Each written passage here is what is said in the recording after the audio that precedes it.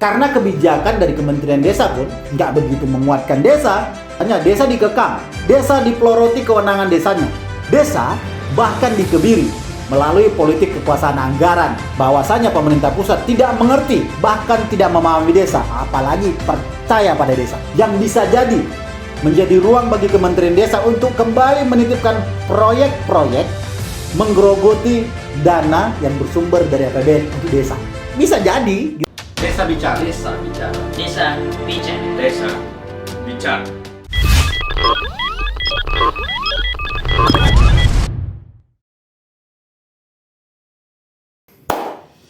Jumpa lagi di channel YouTube-nya Desa Bicara.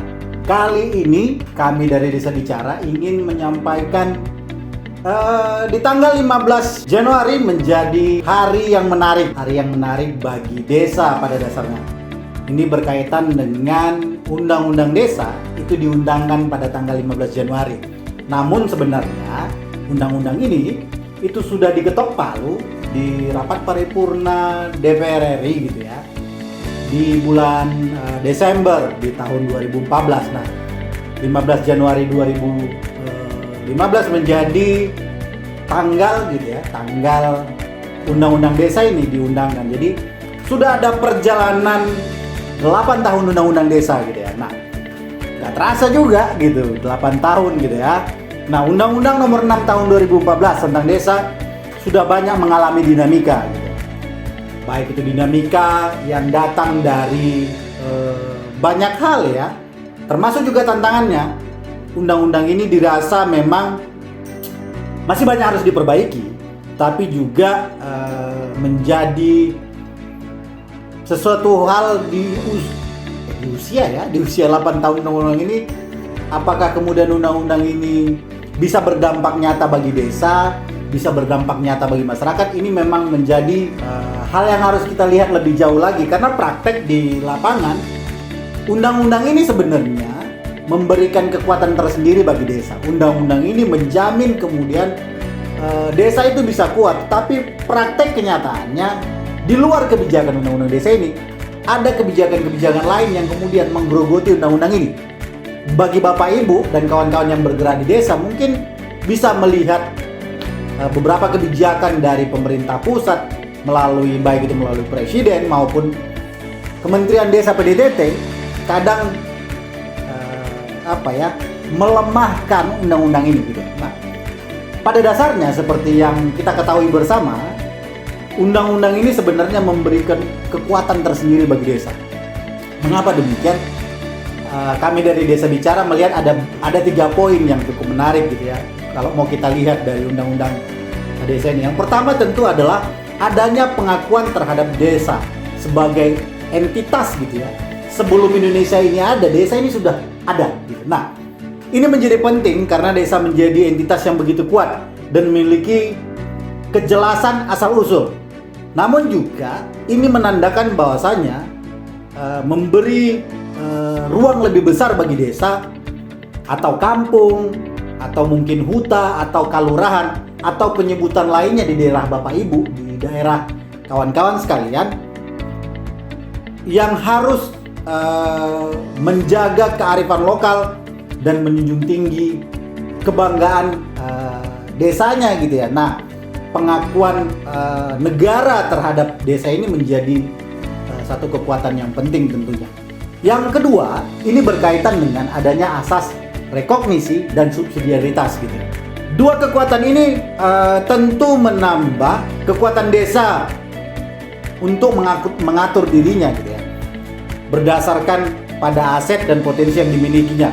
Tetapi sebenarnya Bapak Ibu, kawan-kawan tentu sudah tahu apa asas rekognisi dan subsidiaritas. Sebagai informasi saja, rekognisi ini adalah kemampuan desa yang berhak untuk memanfaatkan, mendukung, dan memperkuat usaha ekonomi desa yang sudah ada dan tidak lagi dilandasi oleh tindakan intervensi dari supradesa, baik itu kabupaten maupun pemerintah pusat begitu ya. Nah, yang saat ini sudah bertahun-tahun sebenarnya supradesa ini selalu mendikte desa. Nah, rekognisi ini menjamin itu desa punya hak untuk mengatur dan mengurus gitu. Bahkan bukan rahasia lagi sebenarnya, sebelum aspirasi yang kemungkinan melahirkan undang-undang ini, undang-undang desa, desa di seluruh negeri ini tidak memiliki kekuatan mengatur dirinya sendiri. Jadi memang dengan hadirnya undang-undang desa ini melalui asas rekognisi, ini menjadi tolok ukur desa sebenarnya bisa lebih kuat. Berikutnya, karena ada asas subsidiaritas gitu ya. Nah, subsidiaritas ini sebenarnya berkaitan dengan adanya penetapan kewenangan lokal berskala desa gitu ya. Nah, ini tentu berkaitan dengan beberapa kewenangan yang dilakukan oleh pemerintah desa, tidak hanya kepala desa tapi juga BPD gitu ya. Tentu dengan support dari masyarakat di desa, karena subsidiaritas ini lebih pada perpanjangan pembagian kewenangan, lebih mengarah ke sana gitu ya. Karena tidak semua yang ada di desa itu diatur, bisa diurus langsung oleh negara, maka butuh pembagian kewenangan gitu. Nah, terakhir adalah terkait dengan nomor 3 ya. Nomor 3 terkait dengan adanya kewenangan desa. Nah, undang-undang ini menitik beratkan dan menjelaskan bahwasanya desa punya kewenangan untuk mengatur dan mengurus dirinya gitu loh. Nah, ini di mana kewenangan desa meliputi beberapa kewenangan di bidang penyelenggaraan pemerintahan desa, sudah barang tentu pelaksanaan pembangunan desa, pembinaan masyarakat desa, dan pemberdayaan masyarakat desa berdasarkan prakarsa masyarakat, hak asal usul, dan juga adat istiadat. Nah, ini tentu menggambarkan dengan jelas bahwa desa melalui ruang musyawarah desanya yang menjadi penting, bahkan sangat penting dalam upaya desa melaksanakan pemerintahan, merencanakan pembangunan, merencanakan pembinaan masyarakat, pemberdayaan yang tentu berlandaskan pada prakarsa masyarakat, keterlibatan masyarakat. Tentu juga dengan mempertimbangkan hak asal usul dan juga tidak meninggalkan adat istiadat yang ada di desa masing-masing. Harus disadari betul memang melalui undang-undang desa ini, desa harapannya bisa lebih kuat. Namun di sisi yang lainnya bisa jadi desa malah tidak berdaya gitu. Desa bisa kuat kalau kepentingan politik nasional, baik ini pemerintah pusat maupun pemerintah daerah, juga mampu menyadari dan mengetahui kemenangan desa ini bukan hanya sekedar diakui, namun juga harus diberikan. Bisa pula jadi tak berdaya sebenarnya desa ini dengan undang-undang desa ini, karena tidak mengerti dan memahami sebenarnya desa memiliki kewenangan yang besar untuk mengatur dan mengurus dirinya gitu. Hal ini tentu berkaitan dengan pemahaman pemerintah desa gitu ya. Nah, ini yang hari ini dimanfaatkan beberapa pihak ya, melihat bahwasanya desa itu nggak punya kemampuan. Hari ini harus kita akui desa itu sudah mulai berdialektika, sudah mulai mengerti, sudah mulai mengetahui. Nggak ada lagi desa yang nggak tahu, tapi kemudian secara kebijakan mereka dibuat tidak tahu gitu. Nah, ini yang terjadi hari ini. Namun bukan berarti undang-undang desa ini anti kritik gitu ya. Tidak juga. Nah, harapannya undang-undang desa bisa menjadi landasan bagi desa untuk tetap kuat. Tetapi harus ada memang perbaikan. Namun bukan berarti undang-undang desa tidak mendapatkan kritikan gitu ya dari beberapa kelompok dan pandangan para ahli. Terutama para birokrat yang karena undang-undang desa ini hadir, mesin uangnya hilang. Nah, ini yang menjadi persoalan kan gitu. Namun beberapa upaya dari revisi undang-undang desa yang saat ini sedang terjadi ataupun beberapa waktu lalu juga sedang terjadi, lebih banyak pada untuk menjamin kepentingan penguasaan sumber-sumber pendanaan dan mengeruk sumber-sumber penghasilan yang berasal dari APBN begitu ya. Ini kepentingan segelintir orang sebenarnya gitu. Desa sebenarnya tentu bisa lebih memanfaatkan sumber-sumber pendanaan baik itu yang berasal dari APBN maupun kemudian memaksimalkan potensi yang dimiliki dan yang dipunyai oleh desa gitu. Nah, sementara para birokrat ini enggan, bahkan tidak mau memberikan kewenangan yang dimiliki desa berdasarkan pada asas rekognisi dan subsidiaritas tadi. Kementerian Desa PDTT pun hingga saat ini mendorong desa, kalau kita lihat tagline-nya, desa bisa, percaya desa. Ini tagline yang dibawa oleh Kementerian Desa, namun ini hanya sebagai slogan belaka gitu loh, tidak terjadi di tingkatan bawah. Karena kebijakan dari Kementerian Desa pun nggak begitu menguatkan desa, Namun prakteknya lebih jauh bahwasanya desa dikekang, desa dipeloroti kewenangan desanya, desa bahkan dikebiri melalui politik kekuasaan anggaran yang baik itu dipegang oleh Kementerian Keuangan, pemerintah pusat dalam artian juga dilakukan oleh Kementerian Desa gitu. Nah, Bapak Ibu kawan-kawan bisa melihat di Undang-Undang Nomor 2 misalkan, Undang-Undang Nomor 2 tahun 2020 tentang kebijakan pengaturan keuangan dan stabilitas keuangan negara yang memang situasinya berangkat dari situasi pandemi gitu ya. Baru-baru ini misalkan Perpres nomor 104 2021 tentang rincian APBN. Dua kebijakan ini semakin mempertegas bahwasanya kewenangan desa, salah satu kewenangan desa adalah mengatur dan mengurus dirinya terkait dengan politik anggaran itu tidak diberikan. Nah, ini yang menjadi persoalan gitu. Salah satunya. Dan bukti ini, dua kebijakan ini diikuti dengan beberapa kebijakan-kebijakan lainnya bahwasanya pemerintah pusat tidak mengerti, bahkan tidak memahami desa, apalagi percaya pada desa.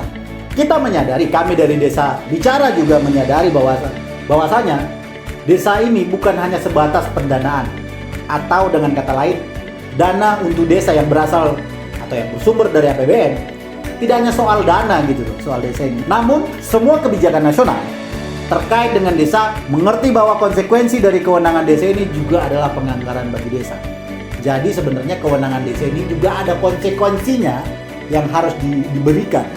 Nah, konsekuensi inilah yang tidak dilakukan, tidak diberikan oleh pemerintah pusat gitu. Sementara undang-undangnya mengharuskan itu gitu. Karena undang-undang desa selain juga memberikan kewenangan juga ada konsekuensi yang mengikuti, termasuk penganggaran. Nah, ini yang dikebiri saat ini rame-rame oleh Kementerian Desa gitu ya. Nah, bagaimana bisa mensejahterakan masyarakat kalau kemudian dana yang diperuntukkan untuk desa yang bersumber dari APBN dipeloroti dengan program-program pendataan SDGs, BLT bantuan langsung tunai, ya ini harus dilihat lebih jauh gitu.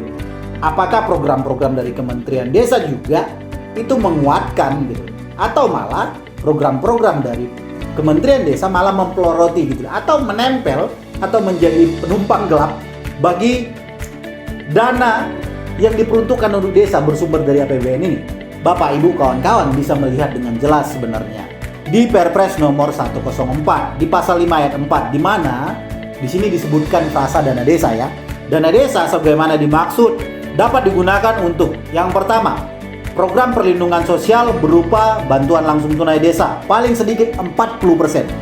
Paling sedikit 40%. Yang kedua, program ketahanan pangan dan hewani paling sedikit 20%. Dukungan pendanaan penanganan COVID paling sedikit 8% dari alokasi dana desa di setiap desa. Dan terakhir adalah program sektor prioritas lainnya.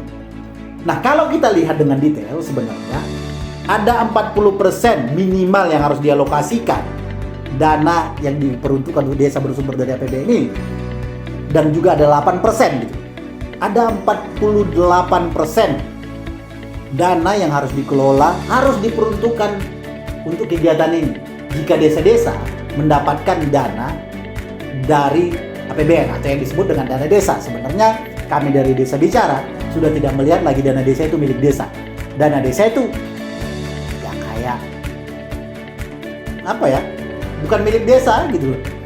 Walaupun diperuntukkan dari APBN, tapi pengaturan harus ini harus itu dilakukan oleh pemerintah pusat. Mau bagaimana?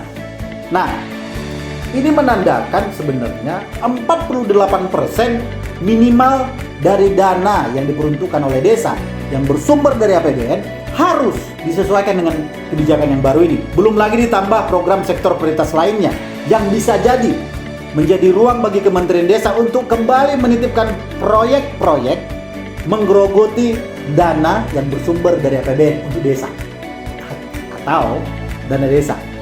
Bisa jadi gitu. Nah, ini yang menjadi kritik ya.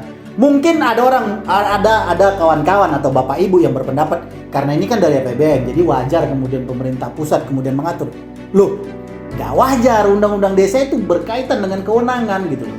Termasuk pada pengelolaan anggaran, politik pengelolaan anggaran. Desa punya itu. Desa berwenang untuk mengatur kemana saja dana yang diperuntukkan oleh APBN. Karena terkait dengan BLT misalkan atau penanganan COVID misalkan, masih banyak kok sumber-sumber lain dari APBN yang bisa dimaksimalkan. Kenapa harus dana untuk desa yang bersumber dari APBN ini yang digerogoti gitu ya. Nah, ini menjadi evaluasi bersama. Harapan kami dari Desa Bicara, Bapak Ibu, kawan-kawan kritis melihat persoalan kayak gini gitu. Bukan berarti ini hanya soal dana, tidak. Ini soal kewenangan desa yang digerogoti. Karena kewenangan ini ada dampak lanjutnya. Bagi kami Desa Bicara, 8 tahun Undang-Undang Desa yang sudah ada saat ini, kami melihat seharusnya desa itu bisa kuat dalam artian memahami kewenangannya, bertindak atas dasar kearifan lokalnya, memahami perubahan kebijakan nasional terhadap desa. Harapan kami dari Desa Bicara, desa Bapak Ibu, desa kawan-kawan, desa di Indonesia itu bisa melihat lebih jelas, bisa bertindak lebih baik karena desa punya kewenangan. Berikutnya bagi kami Desa Bicara adalah dibutuhkan pemerintahan desa yang kuat untuk ini. Nah, pemerintahan di sini terkait dengan kepala desa dan BPD. Ini termasuk soal kepemimpinan. Kepala desa harus kuat, harus bisa melihat ini, politik anggaran keuangan negara. Karena di dalamnya ada dana yang diperuntukkan ke desa. Harus bisa melihat itu. Begitu juga dengan Bapak Ibu yang ada di BPD. Sudah saatnya kemudian lebih kuat, lebih melihat bahwasanya ada kebijakan yang juga harus menguatkan desa. Karena kepala desa bersama BPD sebenarnya satu kesatuan, satu bagian utuh dari pemerintahan desa gitu ya. Nah, ini menjadi penting gitu untuk kembali dikuatkan. Berikutnya bagi kami Desa Bicara adalah agar pemerintah desa berani bilang tidak pada kementerian yang memang tidak mampu melaksanakan amanat dari undang-undang desa. Ini penting untuk dilakukan, bukan berarti kemudian tidak ada. Sudah banyak Bapak Ibu di beberapa daerah kemarin unjuk rasa terkait dengan Perpres 104 dan sampai sekarang pun masih berproses kemudian menuntut ya harus berkeadilan lah gitu ya. Kenapa harus dana yang diperuntukkan bagi desa bersumber dari APBN yang digerogoti? Kenapa tidak dana-dana lain dari APBN gitu loh? Untuk kebijakan BLT misalkan, untuk penanganan COVID misalkan.